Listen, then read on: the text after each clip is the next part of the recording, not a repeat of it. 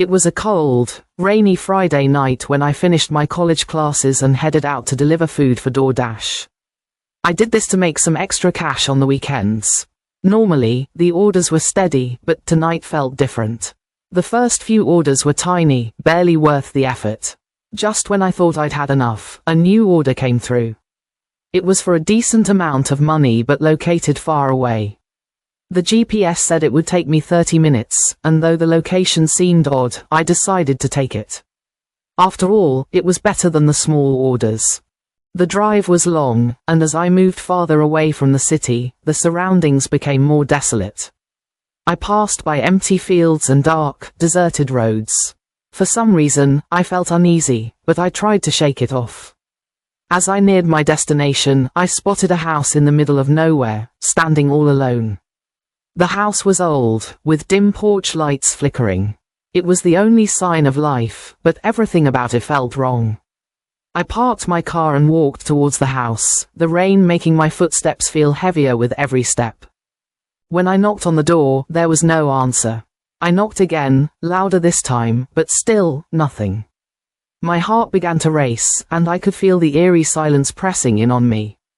I checked the windows, they were dark, and the wood around them was rotting. The house seemed abandoned. I should have turned around, but something held me there. It was as though the place was waiting for me. I felt a strange urge to stay, to deliver the food, but I knew something wasn't right. Then, out of nowhere, I heard a noise behind me. I spun around quickly. A car had appeared, driving down the road toward me. The headlights were blinding in the darkness, and it stopped right next to my car. The door opened, and a man stepped out. His eyes were hollow, almost lifeless, and he didn't speak. My blood ran cold. "Is this your order?" I asked, but he didn't answer. He just stood there, watching me, his silence suffocating the air. I felt a chill that went beyond the rain. My instincts screamed at me to run, but I didn't wait. I dropped the delivery bag and bolted into the field, my heart pounding in my chest. The tall grass scraped against my legs as I ran, and the man's footsteps echoed in the distance, getting closer. He was following me. I pushed myself harder, but the field seemed endless, the darkness swallowing everything around me. Just when I thought I had lost him, I stumbled and fell, my knees scraping the cold earth. I gathered myself and pushed forward, my breath coming in short gasps. After a while, I saw a road in the distance. I ran towards it, looking back to make sure the man wasn't following. There was no sign of him. I collapsed on the road, exhausted, my body trembling from the fear. Soon after, the police found me. But when they went to the house to investigate, it was completely empty. My car was gone, looted, but the delivery bag with the food was still lying on the porch. I couldn't shake the feeling that the man had wanted more than just the food. Something much worse. A few weeks later, I had to drive home for a break.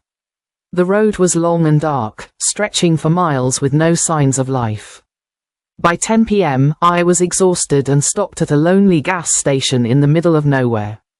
The only other person there was a strange, older man.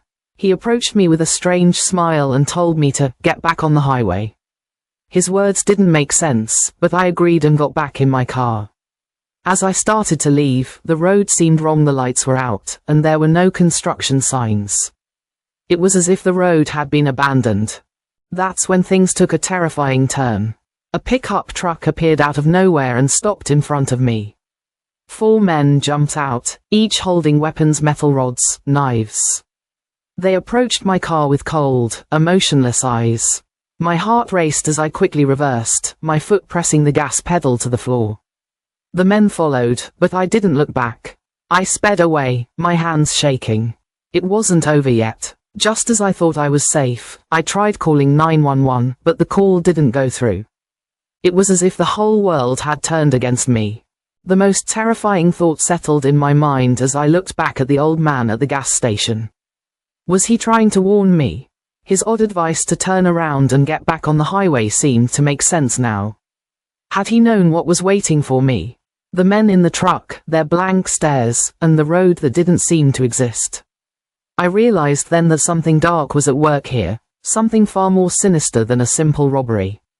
Momo. The distorted face, the creepy whispers, the stories that haunted the internet, they weren't just legends.